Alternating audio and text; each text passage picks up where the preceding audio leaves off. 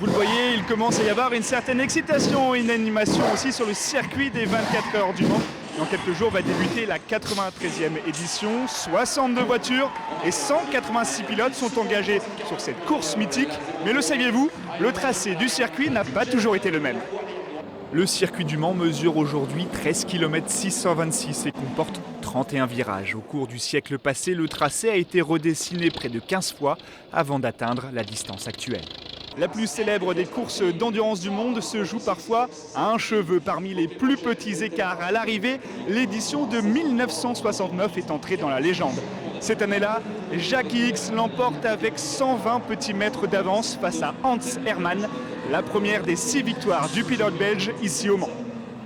Et parfois, l'écart à l'arrivée entre le premier et le deuxième est un peu plus grand. Nous sommes en 1927. Quel est le plus grand écart jamais enregistré sur le circuit entre le premier et le deuxième, entre la Bentley et la Samson? En nombre de tours, En nombre de kilomètres? 12 km. 5 km d'avance. 10. Eh bien, beaucoup plus, on est à près de 350 km d'avance, soit l'équivalent de 20 tours. Ah oui.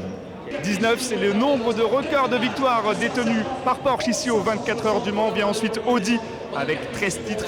Troisième, Ferrari avec 11 victoires. Mais cette année encore, les tifosi sont confiants et rêvent d'un troisième sacre consécutif. Un dernier chiffre pour bien mesurer l'engouement populaire autour des 24 heures du Mans.